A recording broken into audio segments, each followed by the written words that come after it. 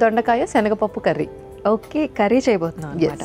మరి కావాల్సిన పదార్థాలు తీసుకొచ్చేస్తావా? ఓకే, ఇంగ్రీడియంట్స్ తెచ్చేస్తాను. ఓకే ఓకే అమూల్య, ఇంగ్రీడియంట్స్ తెచ్చేసాను. ఓకే, సో దొండకాయల్ని చక్కగా సన్నగా తరిగేసుకున్నాము. అండ్ మనకిది శనగపప్పు, శనగపప్పు, మిర్చీలు అండ్ ఇంకా పోపుకు కావాల్సిన పదార్థాలు అండ్ ఆల్సో మనకి ఆయిల్. స్టార్ట్ చేద్దామా ప్రాసెస్? స్టార్ట్ చేసేద్దాం. ముందుగా స్టవ్ ఆన్ చేసేయండి. సరే.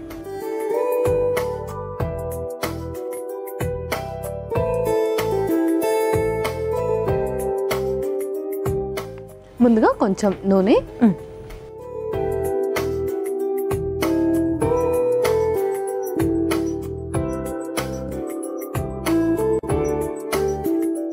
సో నువ్వు అన్నట్టు పల్లవి, ఫస్ట్ ఎవరికైనా ఈ మధ్యకాలం అందరికీ ఫీవర్స్ కూడా ఎక్కువైపోతుంది. అసలు ఒక 2 days ఏదైనా వర్క్ చేస్తుంటే 3rd day ఫీవర్ వచ్చేలాగా ఉందన్నమాట.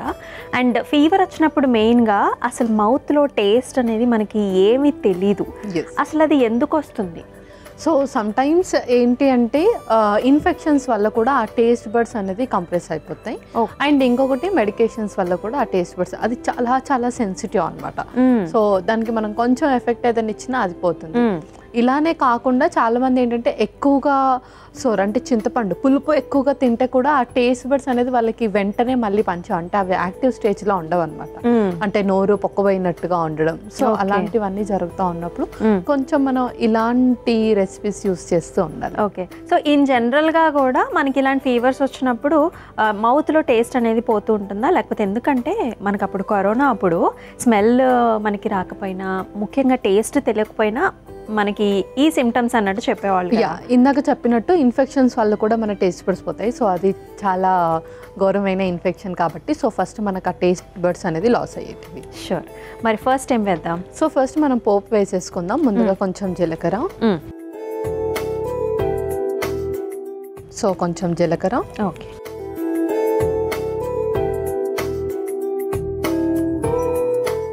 అలాగే ఆవాలు,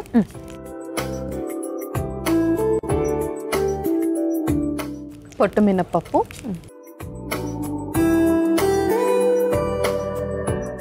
అల్లం, అల్లం తురుము వాడుతున్నాం. తురుము, కరివేపాకు, నెక్స్ట్ కొంచెం ఇంగువ.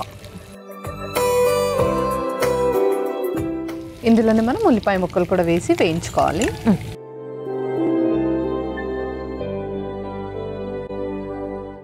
సో ఆ ఉల్లిపాయలు వేగేలోపు మనము కొంచెం పేస్ట్ కూడా పట్టేసుకోవాలి. కొబ్బరి ఇంకా పచ్చిమిర్చి. అలాగే ఒక మిక్సీ జార్.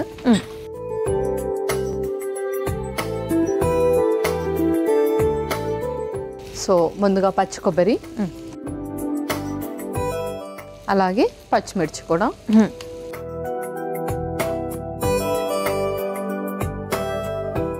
కొన్ని వాటర్ వేసేసుకొని మిక్సీ పట్టుకుందాం. ఓకే. Okay, done. ఇది మిక్సీ పట్టుకోవాలి.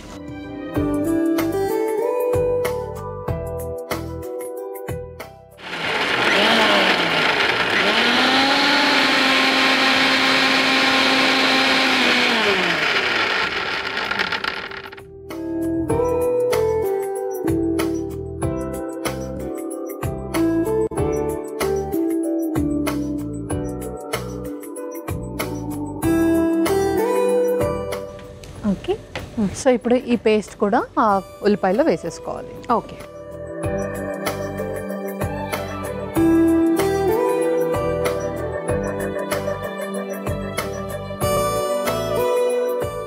కొన్ని వాటర్ వేసుకుందాం ఇందులో. అట్లాగే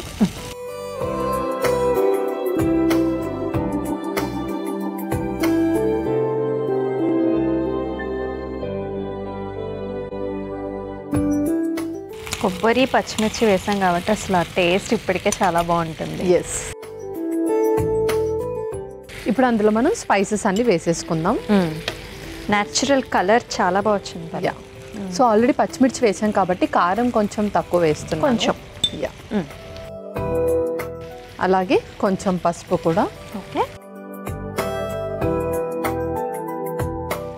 కొంచెం సాల్ట్, అలాగే ధనియాల పొడి కూడా.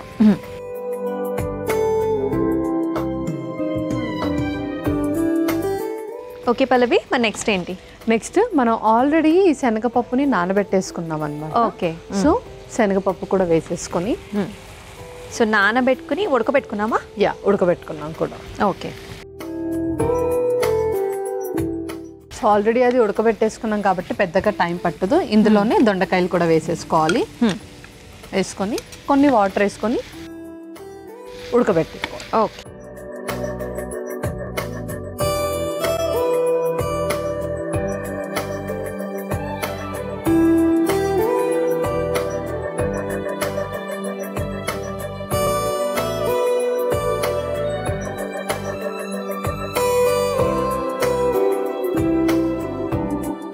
సో లిడ్ క్లోజ్ చేద్దామా? ఎస్.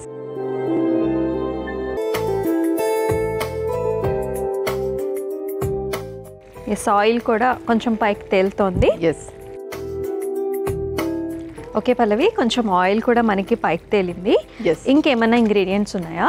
ఇంకేం లేదు, మనం సర్వ్ చేసుకున్నాక కొత్తిమీరతో గార్నిష్ చేసుకోవడం. ఓకే,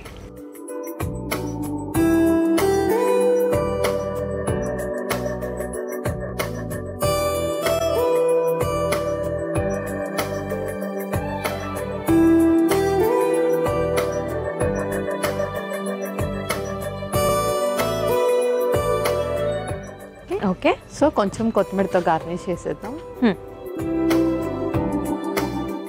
ఓకే అమూల్య, దొండకాయ శనగపప్పు కర్రీ రెడీ. ఓకే, దొండకాయ శనగపప్పు కర్రీ అయితే రెడీ అయిపోయిందండి. మరి దీనికి కావాల్సిన పదార్థాలు అలాగే తయారీ విధానం మరొకసారి మీకోసం. దొండకాయ శనగపప్పు కర్రీకి కావాల్సిన పదార్థాలు: నూనె, జీలకర్ర, ఆవాలు, పొట్టుమినపప్పు, అల్లం ముక్కలు, కరివేపాకు, ఉల్లిపాయ ముక్కలు, కొబ్బరి ముక్కలు, పచ్చిమిర్చి, కారం, పసుపు, ధనియాల పొడి, ఉప్పు, ఉడికించుకున్న శనగపప్పు, దొండకాయ ముక్కలు, కొత్తిమీర. దొండకాయ శనగపప్పు కర్రీ తయారు చేసుకునే విధానం: ముందుగా స్టవ్ ఆన్ చేసి ప్యాన్లో నూనె వేసి వేడైన తర్వాత అందులో జీలకర్ర, ఆవాలు, పొట్టు మినపప్పు, అల్లం ముక్కలు, కరివేపాకు, ఇంగువ, ఉల్లిపాయ ముక్కలు వేసి వేయించుకోవాలి. ఇప్పుడు ఒక మిక్సీ జార్లో పచ్చి కొబ్బరి ముక్కలు, పచ్చిమిర్చి, నీళ్లు పోసి మిక్సీ పట్టుకొని ప్యాన్లో వేసి కాస్త నీళ్లు పోసి మగ్గించుకోవాలి. ఆ తర్వాత అందులో కారం, పసుపు, ఉప్పు, ధనియాల పొడి, ఉడికించుకున్న పచ్చిశనగపప్పు, దొండకాయ ముక్కలు, నీళ్లు పోసి కలిపి మూత పెట్టి మగ్గించుకొని సర్వింగ్ బౌల్లోకి తీసుకుని కొత్తిమీరతో గార్నిష్ చేసి సర్వ్ చేసుకుంటే దొండకాయ శనగపప్పు కర్రీ రెడీ.